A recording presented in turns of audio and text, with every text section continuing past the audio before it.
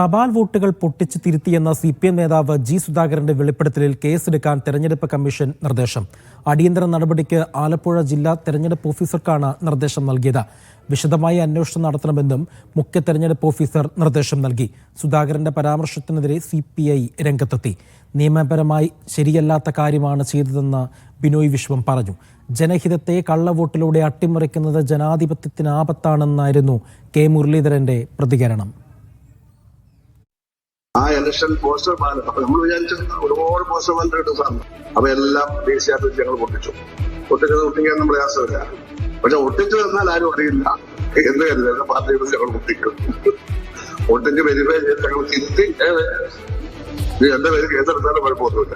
G Sudhakaran പറഞ്ഞ് വളരെ ഗൗരവത്തിൽ സമൂഹം ചർച്ച ചെയ്യേണ്ട കാര്യമാണ്. കഴിഞ്ഞ നിയമസഭാ തെരഞ്ഞെടുപ്പിലും ഇത് തന്നെയാണ് ഉണ്ടായത്.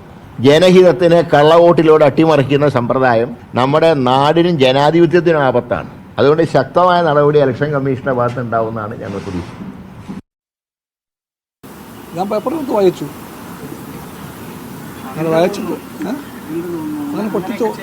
അങ്ങനെ പൊട്ടിച്ച് വായിക്കുന്നത് നിയമപരമായി ശരിയല്ല.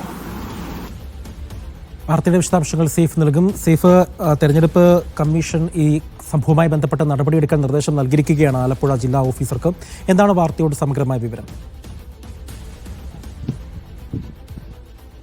കഴിഞ്ഞ ദിവസമാണ് CPMന്റെ സർവീസ് സംഘടനയുമായി ബന്ധപ്പെട്ട ഒരു പരിപാടിയിൽ പങ്കെടുത്തുകൊണ്ട് 1989 ആലപ്പുഴയിൽ നടന്ന ലോക്സഭാ തെരഞ്ഞെടുപ്പിൽ പോസ്റ്റൽ ബാലറ്റുകൾ പൊട്ടിച്ച് അതിനകത്ത് തിരുത്തൽ വരുത്തി എന്ന പരാമർശം, ഒരു വെളിപ്പെടുത്തൽ, അതൊരു വിവാദ പരാമർശമാണ് അദ്ദേഹം ജി സുധാകരൻ, CPMന്റെ മുതിർന്ന നേതാവാണ്, അദ്ദേഹം നടത്തിയത്.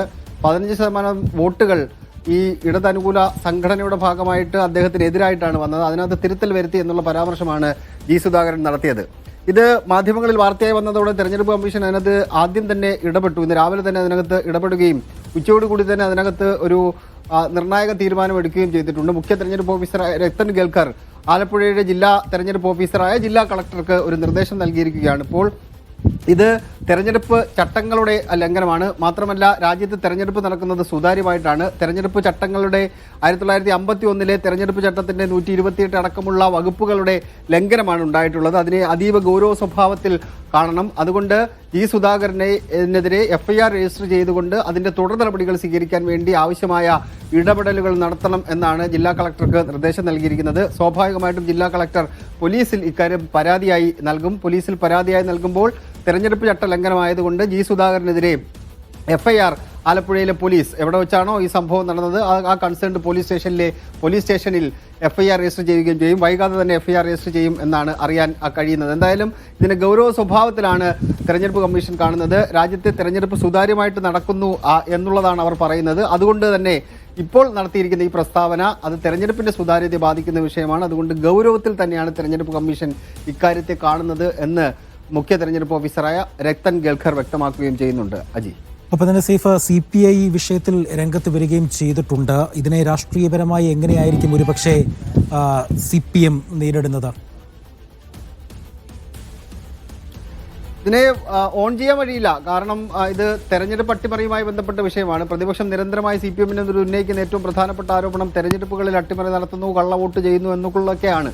അതുകൊണ്ട് തന്നെ ജി സുധാകരൻ ഇപ്പോൾ പറഞ്ഞ കാര്യങ്ങൾ അത് CPMന്റെ സംസ്ഥാന നേതൃത്വം ഒരു കാരണവശാലും അംഗീകരിക്കാൻ സാധ്യതയില്ല. അങ്ങനെ അംഗീകരിക്കുകയാണെന്നുണ്ടെങ്കിൽ കള്ളവോട്ട് ചെയ്തു, വോട്ടിൽ മാറ്റം വരുത്തി എന്നുള്ള പ്രതീതി ഉണ്ടാവില്ല. അതുകൊണ്ട് ഇതിനെ തള്ളിപ്പറയുക എന്നുള്ളത് മാത്രമായിരിക്കും CPM നേതൃത്വത്തിന് മുന്നിലുള്ള വഴി. CPI ഇപ്പോൾ അതിനെ തള്ളിപ്പറഞ്ഞ് രംഗത്ത് വന്നിട്ടുണ്ട്. CPM നേതൃത്വവും സുധാകരൻ ഈ പറഞ്ഞ കാര്യങ്ങളെ എന്തായാലും ഓൺ ചെയ്യാതെ അതിനെ തള്ളിപ്പറയാൻ തന്നെയാണ് സാധ്യത. അജി, ശരി, സേഫാണ് വിവരങ്ങൾ നൽകിയത് തിരുവനന്തപുരത്ത് നിന്നും.